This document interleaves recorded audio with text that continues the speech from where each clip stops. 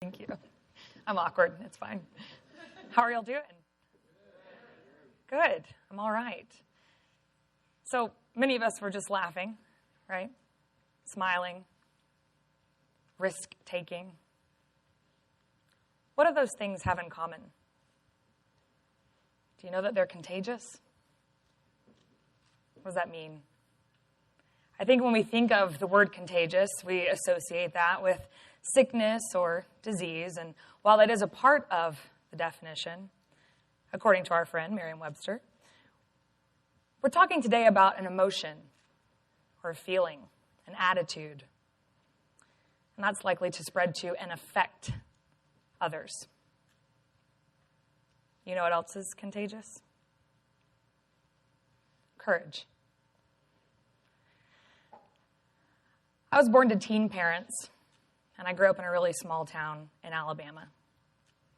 Now, my parents and I learned a lot together, as I'm sure you can imagine, but two things stand out to me from my childhood. One of them is that I was always encouraged to stand up for myself, and the other was that I was always encouraged to question the status quo. In fact, one of my earliest memories of my mom was from second grade. After school one day, I went to daycare, and I got in a fight with a boy. We'll call him Joshua.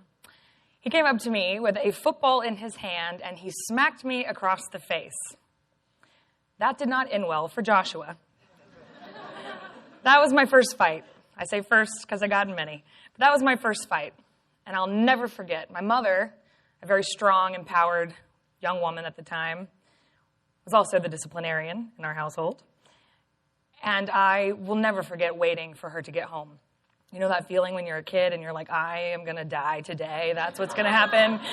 Yeah, so I knew that I was going to be in so much trouble. And do you know that my mom looked at me and she said, don't ever apologize for standing up for yourself. What a lesson for a second grade girl, huh? Now, we had a conversation about how I was supposed to stand up for myself later. That's okay. But that's a really profound memory to have. Fast forward, I kept that spirit with me as I grew up. I always was questioning things around me. I never quite felt like I fit in high school. And when I got to college, that was apparent.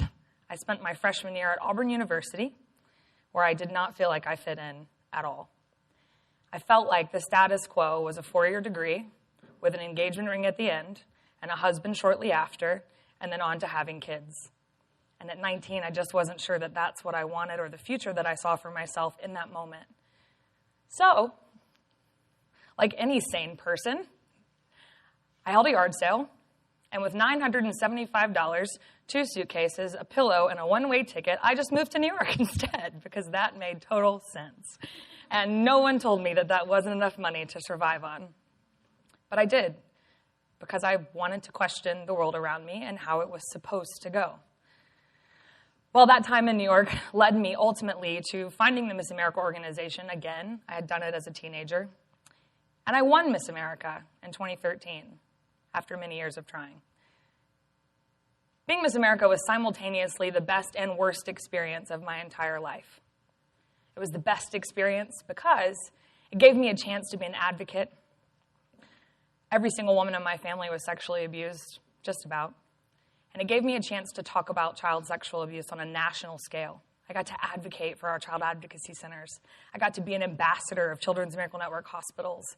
I got to inspire young women across the country to achieve their dreams. But after Miss America, I was systematically harassed and ostracized by the people who ran Miss America. And it went on for 4 straight years. So while I was trying to get my life back and move on from that experience, I was being ostracized from the one thing that I really knew and loved. And I was really the only person who truly knew that because, as I tried to tell people, no one would really listen. And then one day, as I'm sitting in my friend's Brooklyn apartment, Huffington Post notification comes down on my phone. The Miss America emails how the pageant's CEO really talks about the winners. This man's name is Sam Haskell. And Sam had been doing to me what I described for those 4 years, and I couldn't seem to do anything about it. For once in my life, I didn't know how to stand up for myself. I didn't know what I was supposed to do. How do you prove it? Well, turns out you prove it by having the Huffington Post publish emails. Who knew? So these emails range from body shaming to demeaning all the women, you name it, it was said about me and other former Miss Americas. And it was in this moment that I had a choice to make. I could either just accept an apology and move on, or I could demand that this not be the status quo. In the world that we live in right now, passing around a photo via email of a former Miss America and talking about how fat she is shouldn't be our status quo. Calling her degrading names and talking about her intimate life shouldn't be the status quo. So as you can see, just accepting an apology really wasn't up my alley, you know? So instead, when every news outlet called, I answered. And I demanded that every single person that was involved in any one of these emails, on any one of the chains, every single person who didn't say something, who didn't stop it, they had to go. And I wasn't going to stop until they did. And I think that they knew that. Thanks.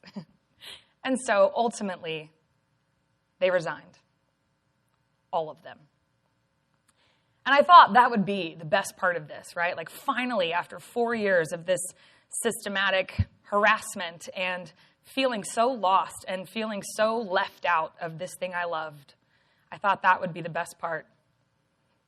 Not even close. The best part was the hundreds of young women, and some men, hundreds of young women who reached out to me, hundreds of them, saying, thank you for your strength and your effort you're putting into the organization. I've learned how to stand up for myself from you. Or, I wanted to thank you for your courage and let you know that you inspire me. Or this one, this same thing's been happening to me here in my state. I'm not going to put up with it anymore. It's 3 examples of hundreds that came my way. My courage in standing up for myself in that moment was contagious.